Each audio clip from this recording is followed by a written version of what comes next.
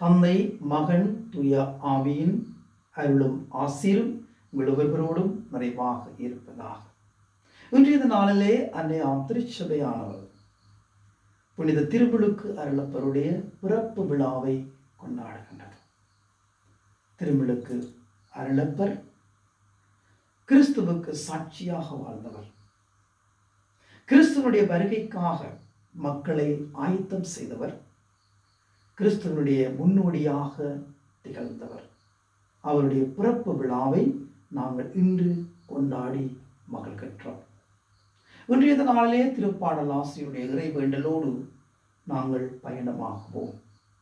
வியத்தகு முறையில் என்னை படைத்ததால் நான் உமக்கு நன்றி நவிழ்கின்றேன். வியத்தகு முறையில் என்னை படைத்ததால் நான் உமக்கு நன்றி நவிழ்கின்றேன்.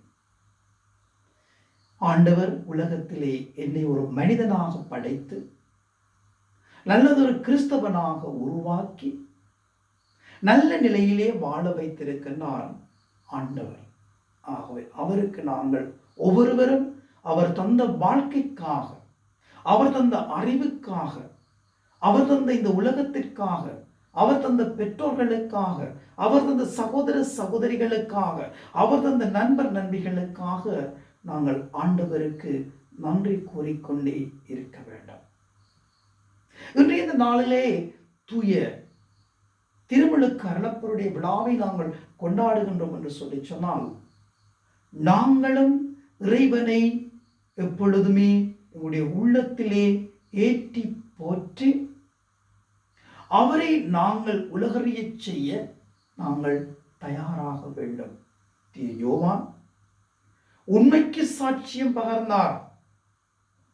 உண்மை என்பது என்ன என்பதை தன்னுடைய வாழ்க்கையின் மூலமாக, சாட்சிய வாழ்க்கையின் மூலமாக எடுத்துரைத்தார். பிள்ளை பிள்ளைதான், நீ செய்வது பிள்ளை என்பதை நிரூபித்தார். உண்மையை உலகிற்கு கொண்டு வந்தார். உண்மையோடு வாழுங்கள், நீதியோடு வாழுங்கள், நேர்மையோடு வாழுங்கள், அங்கே இறைவன் இருக்கின்றார் என்பதை நிலைநாட்டியவர் தான் திருமுழுக்கு அருளப்பராக இருக்கின்றார். அவருடைய சாட்சிய வாழ்க்கை ஒவ்வொரு கிறிஸ்தவனுக்கும் நீதியோடும் நேர்மையோடும் வாழுகின்ற வாழ்வின் சாட்சியமாக மாற வேண்டும், மலர வேண்டும். யோவான் இன்றும் எங்களோடு வாழுகின்ற ஒரு புனிதராக இருக்கின்றார். இறைவனை உலகிற்கு எடுத்து காட்டியவராக இருக்கின்றார். இறைவனின் முன்னோடியாக இருந்து இறைவனுடைய பிறப்பின் மகிழ்ச்சியை மக்களோடு பகிர்ந்து கொண்டவராக இருக்கின்றார். இவருடைய வாழ்க்கையிலே நாங்களும் ஒன்றுபட்டவர்களாக பயணமாக வேண்டும்.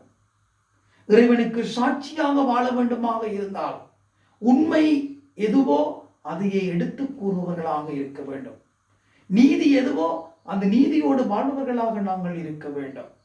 அநீதிக்கும் உண்மையற்றவைகளுக்கும் எங்களை நாங்கள் விட்டு செல்லக்கூடாது. ஆகவேதான் நான் கிறிஸ்துவோடு வாழ்கின்றேன் என்று சொல்லி சொன்னால், கிறிஸ்துவுக்காக நான் வாழ்கின்றேன் என்று சொல்லி சொன்னால், என்னுடைய வாழ்க்கை கிறிஸ்துவோடு பயணமாக்கப்பட வேண்டும். இதைத்தான் யோவான் இன்றைய நாளிலே எங்களுக்கு சொல்லித் தருகின்றார். இறைவனுக்காக சாட்சியம் பகருங்கள், அநீதிக்கு இடம் கொடுக்காதீர்கள், உண்மையற்றவைகளுக்கு உங்களை இட்டுச் செல்லாதீர்கள், நேர்மையற்றவைகளுக்கு உங்களை இடம் கொடுக்காதீர்கள்.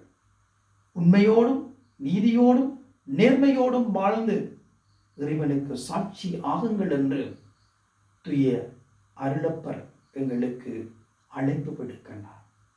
இந்த அழைப்பை பெற்றுக்கொண்ட நானும் நீங்களும் இறைவனோடு பயணிக்கின்ற, இறைவனுடைய வழியிலே செல்லுகின்ற அன்பின் கருவிகளாக, நீதியின் கருவிகளாக, உண்மையின் கருவிகளாக, நேர்மையின் கருவிகளாக நாங்கள் உருமாற்றம் பெற வேண்டும்.